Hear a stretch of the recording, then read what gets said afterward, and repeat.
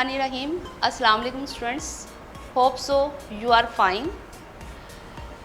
Last lecture में हमने grammar से मुतालिक कुछ चीज़ें की थी, उसी को एक दफ़ा रिपीट करते हुए हम आज मज़ीद अपना ग्रामर वर्क शुरू करेंगे।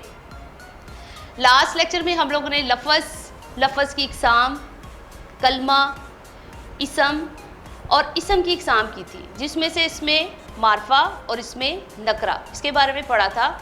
आज हम इसमें नकरा के बारे में पढ़ेंगे और इसकी इक़साम के बारे में।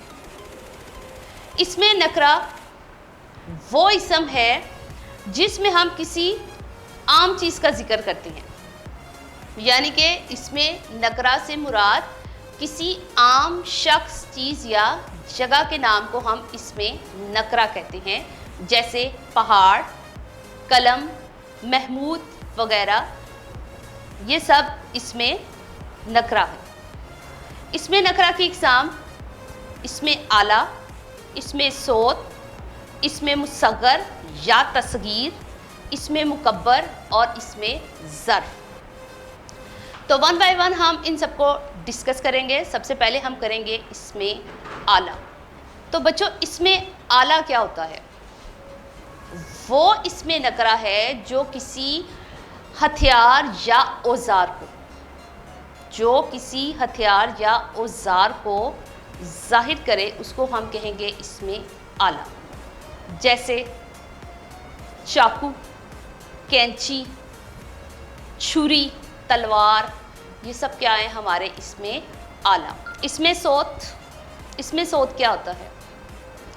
वो इसमें नकरा है जो किसी चीज़ की आवाज़ को ज़ाहिर करे, यानी कि इसमें सोत से मुराद जिसमें किसी चीज़ की आवाज़ के बारे में हमें पता चले, वो इसमें सोत कहलाएगा। जैसे छम छम, बारिश की आवाज़, साएं साएं, हवा की आवाज़, कुकू, कोयल की आवाज़, टन टन, घंटे की आवाज़। तो ये सारे के सारे क्या हो गए बच्चों? इसमें सोत। आगे हम करेंगे इसमें मुसग़्ग़र या तस्गीर। इसमें मुसग़्ग़र या इसमें तस्गीर से मुराद वो इसमें नकरा है जिसमें किसी चीज़ का छोटापन ज़ाहिर किया जाए, जैसे देगची, प्याली, गालीचा, बागीचा, ये सारे क्या हो गए हमारे इसमें तस्गीर या इसमें मुसग़्ग़र। वो इसमें नकरा है जिसमें किसी चीज़ का बड़ापन ज़ाहिर हो, उसको हम कहेंगे इसमें मुकब्बर। जैसे शहंशाह, शहतूत, गट्ठड़, बतंगड़, ये सारे क्या हो गए बच्चों हमारे इसमें मुकब्बर। उसके बाद हम करेंगे इसमें ज़र्फ़। इसमें ज़र्फ़ वो इसमें नकरा है जिसमें किसी जगह या ज़माने के बारे में पता हो, ज़ाहिर किया जाए, उसको हम कहेंगे इसमें ज़र्फ़। जैसे स्कूल, दफ्तर, सुबह, शाम, आज, कल वगैरह। इसमें ज़र्फ़ की दो इक़साम हैं, उसको हम वन बाय वन करके करते हैं। इसमें ज़र्फ़ की पहली है इसमें ज़र्फ़े ज़मा और दूसरी क्या है इसमें ज़र्फ़े मकाम। अब ज़र्फ़े ज़मा क्या है? ज़र्फ़े ज़मा से मुराद जो किसी चीज़ का वक्त ज़ाहिर करे, जैसे आज, कल, सुबह, शाम, ये सारे क्या हो गए हमारे ज़र्फ़े ज़मा। ज़र्फ़े मकाम क्या है? वो इसमें नकरा है जिसमें किसी जगह के बारे में पता हो, जो किसी जगह को ज़ाहिर करे, जैसे स्कूल, दफ्तर, घर वगैरह, सारे के सारे क्या हैं हमारे इसमें ज़र्फ़े मकाम वगैरह। तो बेटा हम उर्दू ग्रामर के साथ मज़ीद आज नामुकम्मल जुमले करेंगे। नामुकम्मल जुमले बेटा ऐसे जुमले जिनका हमारी रोज़मर्रा की ज़िंदगी में बहुत ज़्यादा अमल दखल है। ये जुमले इस तरह से हैं कि इसमें आप अपनी मर्ज़ी से कुछ भी ऐड नहीं कर सकते, यानी कि सूटेबल वर्ड्स की वजह से ही हम इसको मुकम्मल करेंगे। इनको ज़रबुल मिसाल भी कहते हैं, नामुकम्मल फ़िक्रात भी कहते हैं। तो हम स्टार्ट करते हैं।